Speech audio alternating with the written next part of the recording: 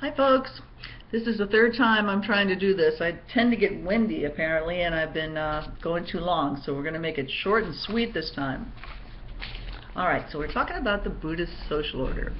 And just as a very quick refresher, we remember that Buddhism comes out of Hinduism and is tracking on the ascetic tradition that came out in the Upanishads, in which the idea was that a human being was able to generate purity and energy in one's own body through first breaking off social relationships and then learning to control the physical body so that you could control eating, breathing, sleeping, physical sensations, all those kinds of things.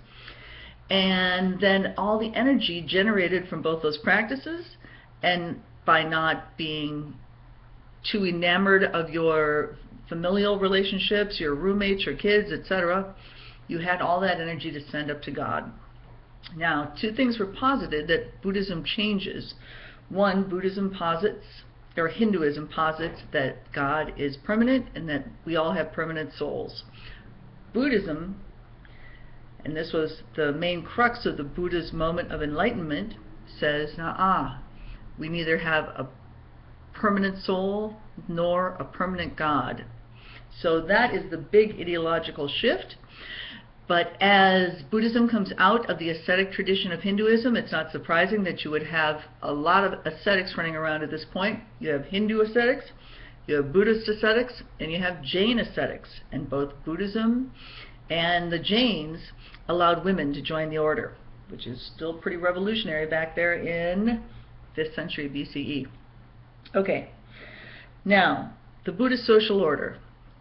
Regardless of the fact that the Buddha was born into a high caste, his parents were royalty, which makes him the Kshatriya class, the second to the highest, he knew that in order to follow the path of asceticism, you have to leave social hierarchy behind. Therefore, the caste system was not a part of Buddhism. And if we remember back to the caste system, which we talked about, where you have Brahmin priests on top, people who rule the field, the Kshatriya class, which comes from the verb Kshatriya, which means field.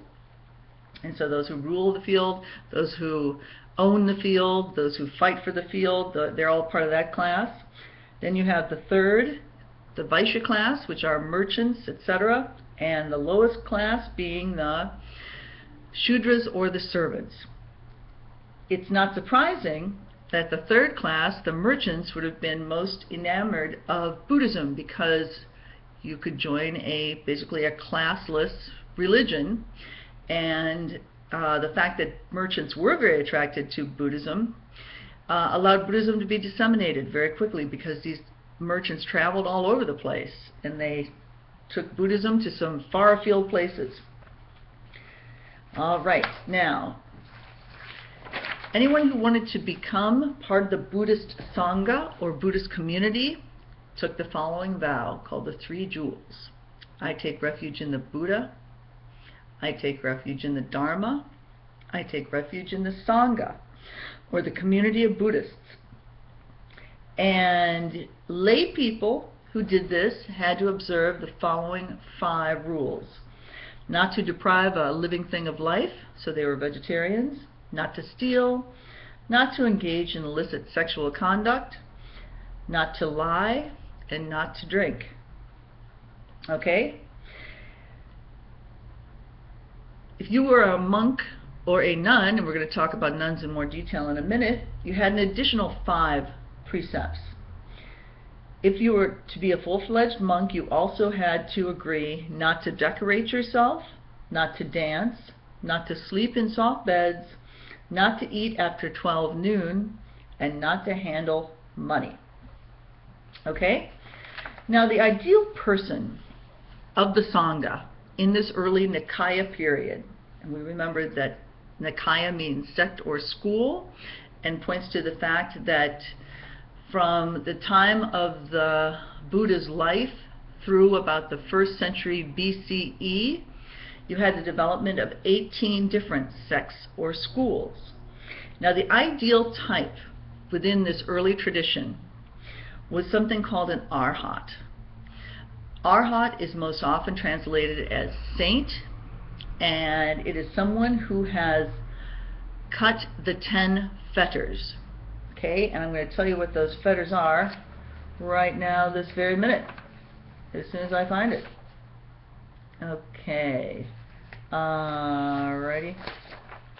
I hate it when I flip 2 pages at once. Okay, here they are.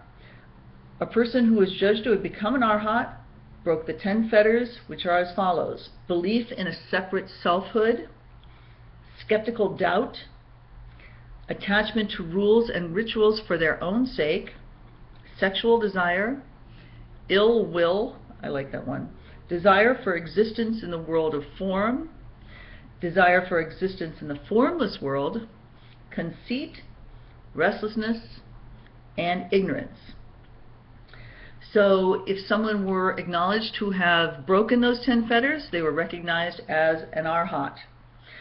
Now, one other thing to tell you about arhats are very similar to a Buddha, except for a Buddha gains enlightenment on his own. An arhat can only obtain enlightenment through the teachings of a Buddha. Okay, so that's the difference between those two. Now, the path of the arhat was a very exclusive path, meaning that very few people made it. Only monks, very rarely a nun or two, and never lay people. So this is an exclusive path. And in this time period, what you had, and the most important thing that these groups of monks are doing is trying to adhere to Vinaya, or discipline. In other words, to establish the rules that would allow this group to cohere and to continue. They were building monasteries, they were getting money for libraries, they were beginning to write down what they felt the Buddha had said. And so all this kind of organizational stuff is going on during this time. So Vinaya, or discipline, is sort of the #1 attribute, or #1 goal of this period. Okay. Now, it's also interesting to note that the Buddha did not choose one person to be his successor. Now, this caused some serious confusion among the arhats as to who and how they were going to move forward. And so the texts tell us that directly after the Buddha's peri-nirvana, or his ultimate nirvana, when he disappeared into everything, or everything disappeared into him, a council was convened of 499 arhats, and then just to give it an even number, they invited Ananda over so he could be the 500th, and he was the loved cousin of the Buddha. And then a second council was held, and they have really a very little idea about what the timing of any of this was. But during these councils, these early councils, what was established was what kinds of rules they had to follow to have integrity as a monk or a nun, and second, whether arhats could backslide. So let's take that second one first. The majority of monks in this first council said that yes, arhats can backslide. They can lose their enlightenment and somehow fall down that path as they become attracted once again to those fetters that bind them to this world and to impurity. Okay? But the minority said, no, arhats can't backslide. Once you get to be an arhat, you're an arhat. You're never going to backslide. You're going to be totally on that path of enlightenment, and that's that. Okay. The majority, or the Mahasamgikas, literally the great Mahasamgika member of the Sangha, those guys said, yes, you can backslide. Then, in terms of the major and minor rules, the majority said, again, we are only interested in the major rules. That's all the Buddha told us to worry about, were the major rules. And the minority, again, said, Nuh-uh. We have the major and minor rules. We have to pay attention to both the major and minor rules. Okay? The Mahasamgika, the majority, were the liberal side of things, you could say. Again, major rules only, arhats can backslide. The Sthaviravadins, the teaching of the elders, is what that literally means, were the conservative side. They wanted to have arhats be above the rest, to be people who could not backslide, and they also wanted to hang on to every single rule there was, major and minor. So this was the first schism in what had been a whole group of disciples. Now, we talked a little bit about women on our last gathering. So basically, we know that the Buddha apparently was somewhat loath to let women into the Sangha to establish a nun's order. We don't know if the Buddha really was hesitant, or if it's later the monks redacting these texts that decided, yeah, he probably was pretty hesitant, and I know we're hesitant, so we're going to write this kind of very pejorative account that the Buddha really didn't want to have nuns. But whatever the case, the Buddha did allow for a nun's order to be established. Mahaprajapati, his aunt and his foster mother, was the first nun. And the nuns' order eventually disappeared in India because they had to follow 8 rules. And I want you to go back and look up these 8 rules, or research them online. And the 8 rules basically worked to disenfranchise them from any leadership role within the Sangha. Okay? So go back and look up those rules, because I don't want to run over again. Alright folks, that's really the basic language that I wanted to talk with you about at this point, and I look forward to seeing you again soon.